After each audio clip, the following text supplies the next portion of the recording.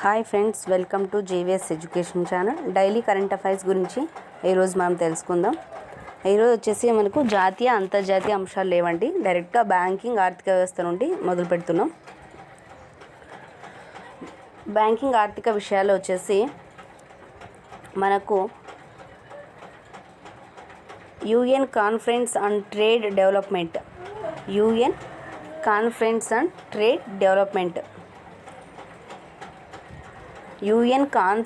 Trade development అంచనా వేసిన 2022లో భారతదేశం జీడిపి వృద్ధి రేటు ఎంతగా అంచనా వేసిందంటే 4.6% అంచనా వేసిందనమాట. మనకు నివేదిక విడుదల చేసిందంటే యునైటెడ్ నేషనల్ విడుదల చేసింది. ఆ నివేదిక ప్రకారం 2022లో భారతదేశం అంచనా వేసిన ఆర్థిక వృద్ధి 2% కంటే ఎక్కువ నుండి 4.6%కి తగ్గించబడింది. అంటే అంచనా జీడిపి వచ్చేసి మన ఇండియా జీడిపి వచ్చేసి ఇప్పుడు ఎంతగా చెప్పింది యునైటెడ్ నేషన్స్ వచ్చేసి అంటే 4.6గా చెప్పింది. యాక్చువల్గా మనకు 6.7గా ఉన్నిందనమాట. అంటే 2% తగ్గించి చెప్పింది. ఎందుకు అంటే రష్యా ఉక్రెయిన్ మధ్య జరుగుతున్న యుద్ధమే దీనికి కారణమని చెప్తున్నారనమాట.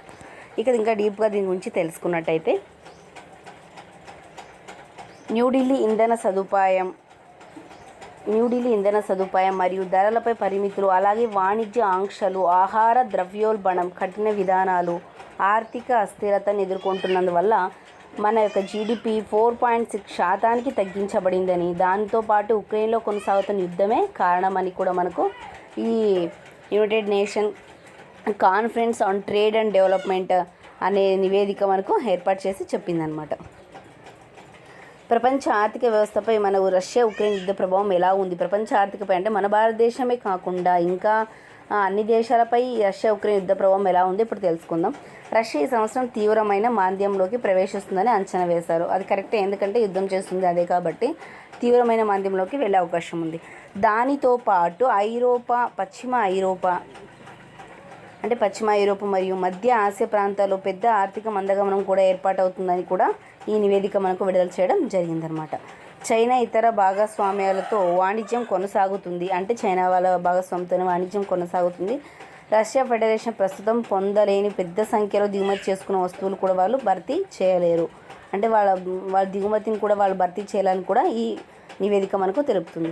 అయితే ఉక్రెయిన్లో హింస ముగిసినప్పటికీ 2022 వరకు ఆంక్షలు అమల్లో ఉంటే రష్యా తీవ్ర మాంద్యం ఎదుర్కొంటూనే ఉంటుంది.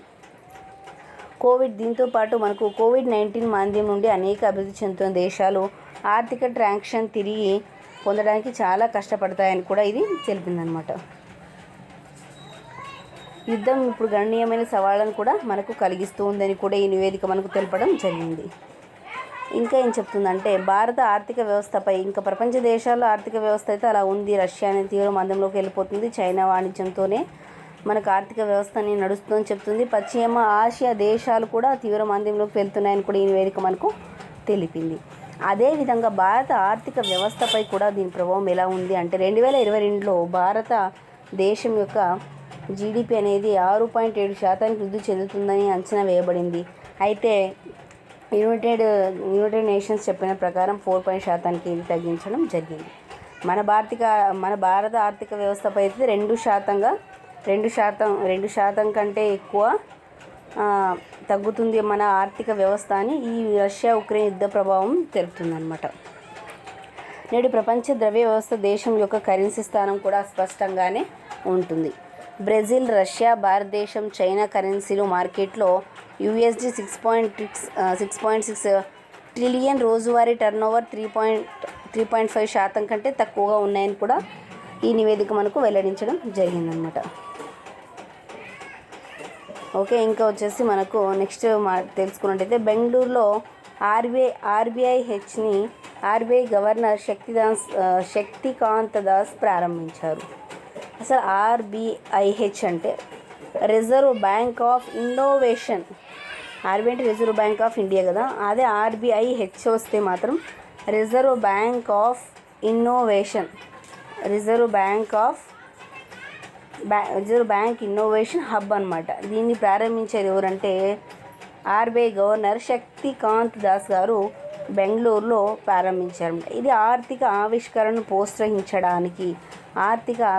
ప్రోత్సహించడానికి కోసమే ఈ గవర్నర్ శక్తికాంత్ దాస్ దీన్ని ఆర్బీఐహెచ్ని ప్రారంభించడం జరిగింది. అది ఎక్కడ అని అడిగినట్టయితే మనకు బెంగళూరులో అండి. 100 కోట్ల ప్రారంభ మూలధన సహకారంతో ఇది ప్రారంభించబడింది.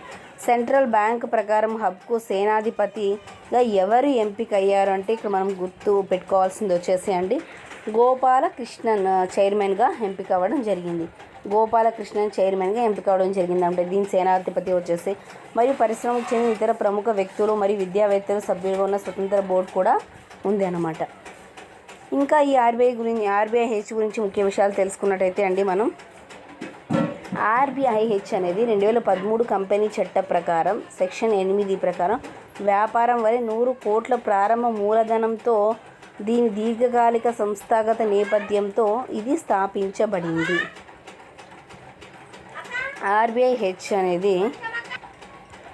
ఆర్బీఐహెచ్ రిజర్వ్ బ్యాంక్ ఆఫ్ ఇండియా 2013 కంపెనీల చట్టం ప్రకారం సెక్షన్ 8 వ్యాపారం వల్లే స్థాపించబడింది. ఆర్బీఐ గవర్నర్ వచ్చేసి శక్తికాంత్ దాస్. ఓకే, నెక్స్ట్ వచ్చేసి ఓలా నియో బ్యాంక్ అవైన్ ఫైనాన్స్ని కొనుగోలు చేస్తుంది. ఓలా అనేది ఒక భారతీయ రైడ్ హెయింగ్ స్టార్టప్ అనమాట. ఈ ఓలా అనేది ఓకే అండి, ఓలా అనేది ఇది భారతీయ రైడ్ హెయింగ్ స్టార్టప్. దాని యొక్క ఆర్థిక సేవను విస్తరింపజేయడానికి స్థాపించడానికి అవైన్ ఫైనాన్స్ని కొనుగోలు చేసిందంట. ఈ ఓలా నియో బ్యాంక్ అనేది తన యొక్క ఆర్థిక సేవను విస్తరింపజేయడానికి నియో బ్యాంకింగ్ అనే ఒక ప్లాట్ఫామ్ను అవైన్ ఫైనాన్స్ని కొనుగోలు చేసిందనమాట. ఎందుకంటే దాని యొక్క విస్తరణ కొనసాగించడానికి ఓలా అనేది దాని యొక్క విస్తరణ కొనసాగించడానికే ఈ ప్లాట్ఫామ్ను కొనుగోలు చేయడానికి అంగీకరించిందనమాట. నియో బ్యాంకింగ్ వచ్చేసి అవైల్ ఫైనాన్స్ని కొనుగోలు చేయడానికి అంగీకరించింది. అవైల్ ఫైనాన్స్ 9% వాటాను కలిగి ఉన్న ఓలా ఎంత శాతం కలిగింది వాటా అంటే 9% కలిగి ఉన్న ఓలా ఒప్పందం యొక్క ఆర్థిక నిబంధనలను వెల్లడించలేదు. దాని యొక్క ఆర్థిక నిబంధనలు అయితే వెల్లడించలేదు కానీ ఒప్పందం అయితే చేసుకుంది. మనీ కంట్రోల్ మరోవైపు డీల్ విలువ 50 మిలియన్ అని పేర్కొంది. అయితే డీల్ విలువ ఎంత అని పేర్కొంది ఈ ఓలా అంటే 50 మిలియన్లని పేర్కొంది. ఓలా తన రుణ కార్యక్రమాలు మెరుగుపరచడానికి దాని నియో బ్యాంకింగ్ విస్తరణ లక్ష్యాన్ని మరింత పెంచుకోవడానికి అవైల్ ఫైనాన్స్ యొక్క ఉత్పత్తి పోర్ట్ఫోలియోని ఉపయోగించాలని కూడా భావిస్తుంది. ఓలా ఫైనాన్షియల్ సర్వీస్ కొనుగోలుతో ఓలా యొక్క డ్రైవర్ పార్ట్నర్ ఎకో సిస్టమ్ వంటి బ్లూ కాలర్ ఉద్యోగులను కలిగి ఉన్న క్రెడిట్ తక్కువ ఉన్న ప్రాంతాల్లో తన స్థానాన్ని కూడా ఇది ఓలా అనేది విస్తరించుకోవడం జరుగుతుంది. నెక్స్ట్ వచ్చేసి మనకు ఒప్పందాలు. ఏఏఐ మరియు బిఎల్ స్వదేశీ ఎయిర్ ట్రాఫిక్ మేనేజ్మెంట్ సిస్టమ్ను అభివృద్ధి చేయడానికి అంగీకరించాయి. ఈ ఏఏఐ అంటే ఎయిర్పోర్ట్ అథారిటీ ఆఫ్ ఇండియా, ఇది బిఎల్ అంటే Bharat electronic limited, AAI BL అంటే airport authority of India Bharat electronic లిమిటెడ్తో ఒప్పందంపై సంతకం చేసిందనమాట. ఈ ఎయిర్పోర్ట్ అథారిటీ ఆఫ్ ఇండియా అనేది డిఫెన్స్ పబ్లిక్ సెక్టర్ అండర్టేకింగ్ కోసం భారత్ ఎలక్ట్రానిక్స్ లిమిటెడ్తో ఒప్పందంపై సంతకం చేసింది. ఎందుకంటే దిగుమతి చేసుకున్న ఎయిర్ ట్రాఫిక్ మేనేజ్మెంట్ దేశవ్యాప్తంగా ఉన్న ఎయిర్ క్రాఫ్ట్ ఉపరితల కదలిక వ్యవస్థపై అభివృద్ధి చేయడానికే ఇది దాంతో ఒప్పందం చేసుకోవడం జరిగింది. ఏఐ అనేది బిఎల్తో ఒప్పందం చేసుకోవడం జరిగింది. ఇంకా ఎందుకోసం మనం ముఖ్య విషయాలు తెలుసుకున్నట్టయితే సురక్షితమైన విమాన కార్యకలాపాలను చేయడానికి, భారత పౌర గగనతలంలో ఎయిర్ ట్రాఫిక్ నిర్వహించేందుకు, అధునాతన ఉపరితల కదలికలకు మార్గదర్శక నియంత్రణ వ్యవస్థ కోసం సివిల్ ఎయిర్ ట్రాఫిక్ మేనేజ్మెంట్ సిస్టమ్ను అభివృద్ధి చేయడానికి బిఎల్ఏఐతో ఒప్పందం చేసుకుందాం. టేక్ ఆఫ్ నుండి ల్యాండింగ్ వరకు కూడా ఇది ఏఐ అనేది దానికి సహకరిస్తుందన్నమాట బిఎల్కి. పౌర విమానయాన మంత్రిత్వ శాఖ విడుదల చేసిన ఈ బిఎల్ మరియు ఏఐ కలిసి సివిల్ ఎయిర్ ట్రాఫిక్ మేనేజ్మెంట్ సిస్టమ్ను కూడా ఇవి రెండు ఏర్పాటు చేస్తాయన్నమాట. ప్రస్తుతం ఏర్పాటైన ఏఐ యొక్క ఆర్డి విధానాన్ని అనుగుణంగా దాని ఏఎన్ఎస్ ఇన్ఫ్రాక్షన్ పద్ధతిగా సమర్థవంతమైన ఖర్చుతో కూడుకున్న పద్ధతిలో, అలాగే భారత ప్రభుత్వం యొక్క ఆత్మ నిర్భర్ భారత్ మిషన్ అప్డేట్ చేయడానికి కూడా ఇది ఉపయోగపడుతుందన్నమాట. ఓకే, ఇంకా ఇదంతా ఏం అవసరం లేదు. నెక్స్ట్ వచ్చేసి మనకు నియామకాల గురించి మాట్లాడుకున్నంత నాటో ఒక జెన్స్ స్టోలెన్బర్గ్ పదవీ కాలాన్ని 1 సంవత్సరం పొడిగించింది. NATO North Atlantic Treaty Organization secretary general Jens Stoltenberg పదవీ కాలాన్ని సెప్టెంబర్ 30, 2023 వరకు, అంటే 1 సంవత్సర కాలానికి జెన్స్ స్టోలెన్బర్గ్ యొక్క పదవీ కాలాన్ని నాటో పొడిగించడం జరిగింది. బ్రసెల్స్లో జరిగిన నాటో సమావేశం తర్వాత యుఎస్ అధ్యక్షుడు జో బిడెన్ మరియు ఇతర నాటో నాయకులు స్టోలెన్బర్గ్ పదవీ కాలాన్ని పొడిగించాలని కూడా నిర్ణయించుకున్నారు. అయితే ఎంతకాలం పొడిగించారంటే 1 సంవత్సర కాలం పొడిగించడం జరిగింది. అక్టోబర్ 2014 నార్వేజియన్ మాజీ ప్రధానమంత్రి అయిన స్టోలెన్బర్గ్ నాటో సెక్రటరీ జనరల్గా నియమించారు. 2014లో